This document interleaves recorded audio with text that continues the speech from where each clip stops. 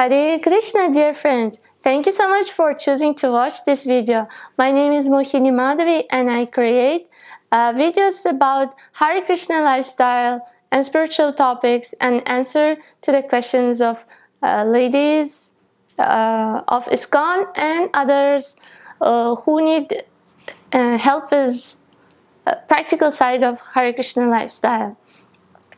In this video, I would like to talk about my experience, first experience when I visited India.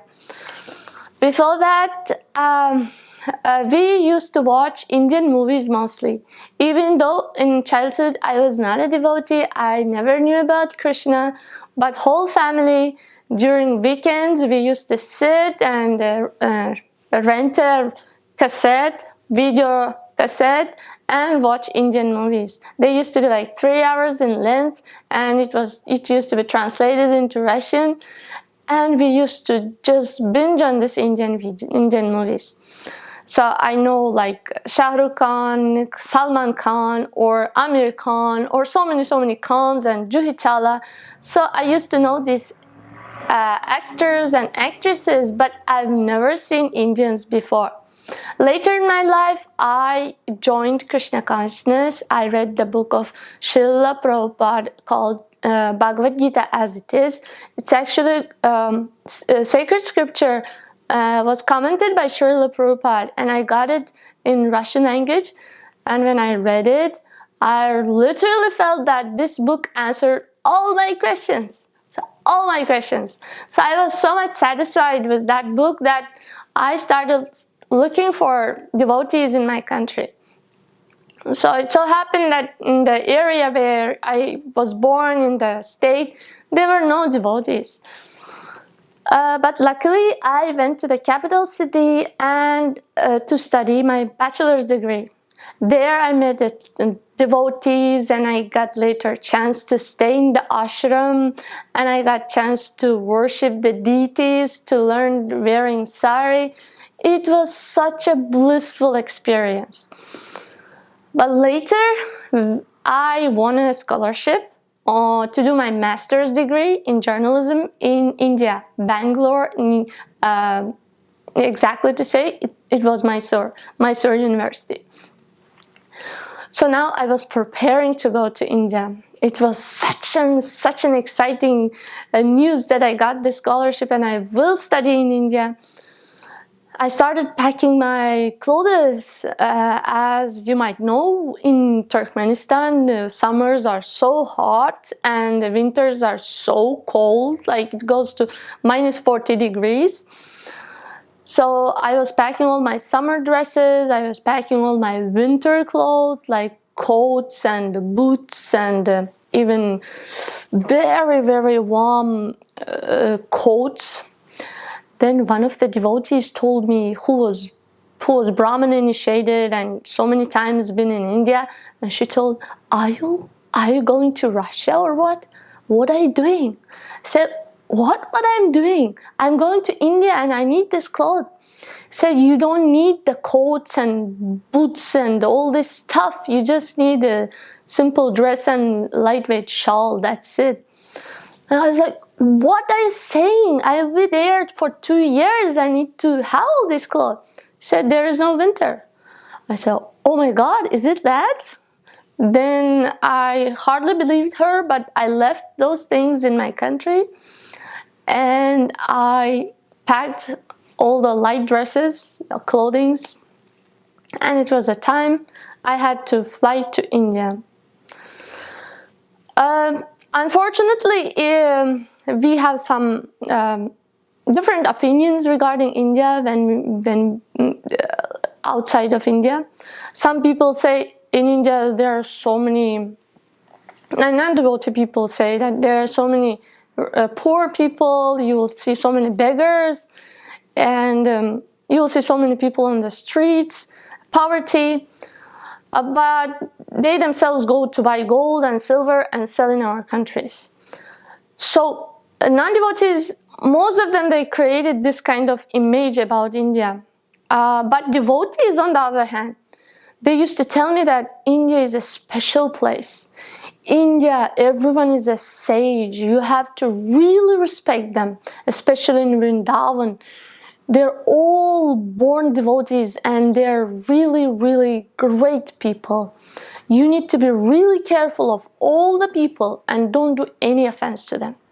So, okay. So I had two different opinions, and obviously I'm very close to devotees. I am practicing my self-devotion life, so I accepted that in India, people are really, really sacredly people. So with that mindset, I flew to India. And when I first was landing in the airplane, and I saw Delhi, and I landed on the day of Freedom Day, what is that? 15th August. So I saw so many kites and people were standing in the roofs and throwing kites and celebrating this national holiday. And I saw so many houses, roofs, and nobody in our country walks in the roofs and does something in the roofs because our roofs are like this. But in India, all the houses has roofs and people can play there, children can play there, and they can even live there, they can sleep there. So that was first impression. Then when I reached the airport, I started really being very careful with Indians, because all of them are devotees, all of them are vegetarian, all of them don't eat onion and garlic, eggs, or don't drink any tea. So everyone I see, I say Namaste, Hare Krishna, and I don't want to offend anyone, so I will be very respectful. And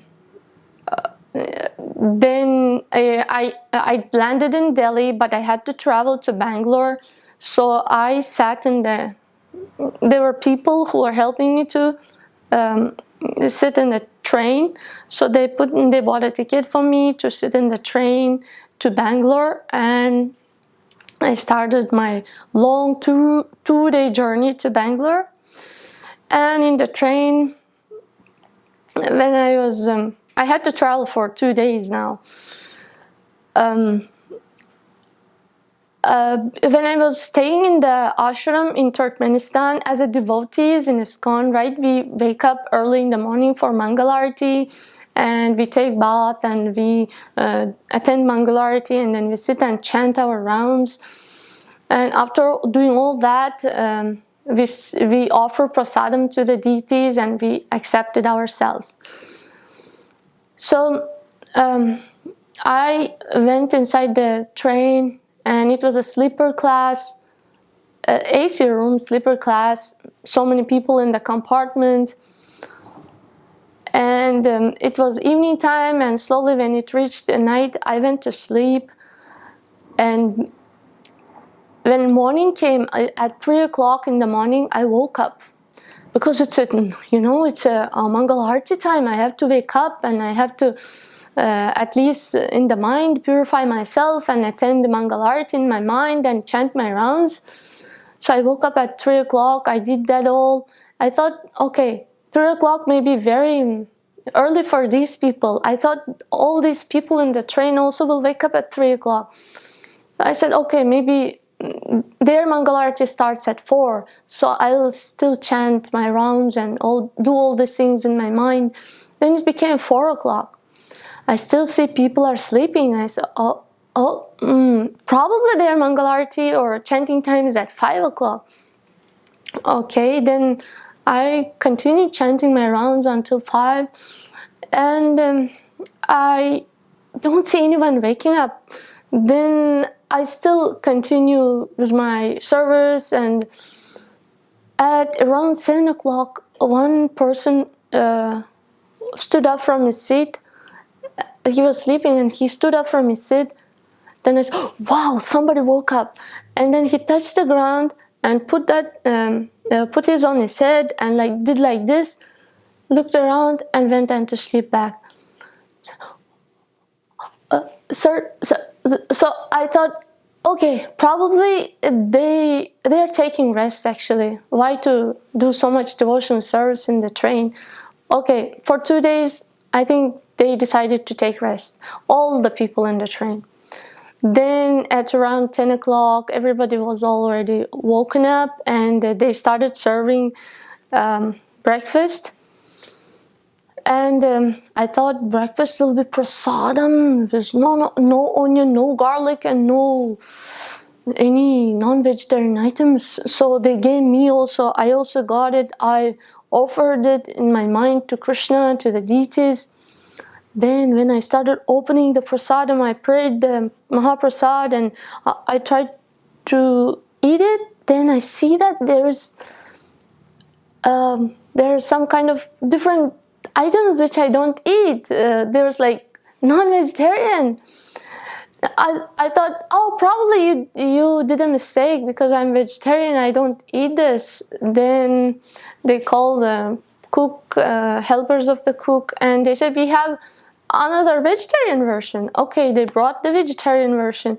Then I started feeling different smell, and that was having onion garlic. And I said, I don't eat onion garlic as well. So then they said, sorry, we don't have any other option. Then I decided, okay, I'll eat whatever I brought with myself. It was a dry ginger. Oh, sorry, it was a dry anjeer. I had 2 kgs of dry anjeer, so I had to eat that and travel for 2 days. And all of the people were eating food which were given by the train. And I said, okay, maybe these people are taking rest from devotion service and in the train, right? It's so difficult. Then I reached Bangalore. Then I reached Mysore. I rented a place to stay. Then I went out, and so that was my experience of understanding about the people, some kind of little bit experience. I thought that everyone in India was devotees and sadhus. But then I came a little bit to the practical level. I understood that there are devotees in India, but there are many non-devotees as well. So other incident was when I went to the market. I used to love these dry fruits. And I went to the market and I started searching for dry fruits. And dry fruits like dry anjeer and dry figs and dry apricots, dry peaches, apples. I used to buy those in my country a lot, dry melons. I started looking for it. I got only dry anjeer, and which was so costly for the money I have. So, and then other dry fruits were like nuts. They were also so costly for a student to afford because I used to buy in a big quantities. So then I saw one in one dry fruit which is so special, and it was so affordable. Like it was like 1 kg. It's packed in the plastic bag, and it is like black color, and it looks like some dried fruit. So I bought it and I brought home and I washed it nicely. It looks, I'm not able to recognize what is that, but still I washed it nicely. I offered to the Lord, and then I started eating it. I felt it was a little sour, but it has little sweet taste as well. So then, okay, let me eat it. I ate like probably 300 grams of that dry fruit, and later I had, oh my goodness, I had purification of my stomach. I lost around 5 kgs. I had literally I cannot explain how it was so painful inside my stomach that I had loose motion and everything I had in my body came out. So later I found out that was not a dry fruit, but it was a tamarind. Oh my goodness. So that was one of the experiences I got from Indian foods. And other thing I experienced is when I went to the market and I saw this mango. I've never seen mango before. Oh my God, what is this? I just bought it and I washed it. I offered to the Lord and I started eating like an apple. I felt like, who eats this fruit? It's so hard to eat. The skin is like a skin of some donkey. It's so hard to...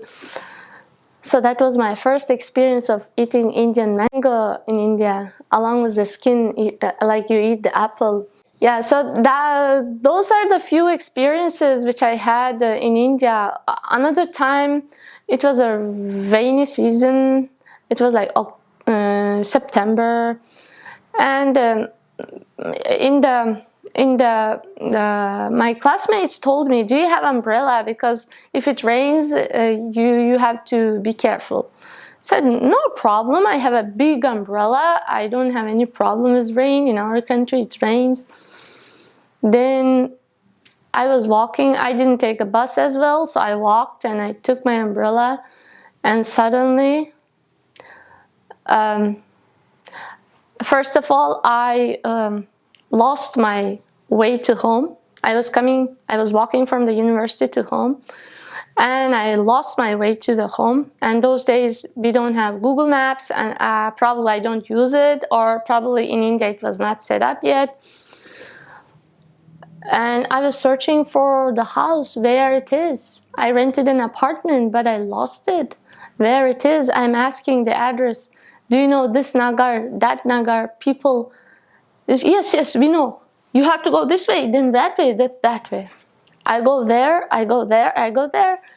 Then I ask another person, do you know this address? Yes, we know. You go there, this way, this way.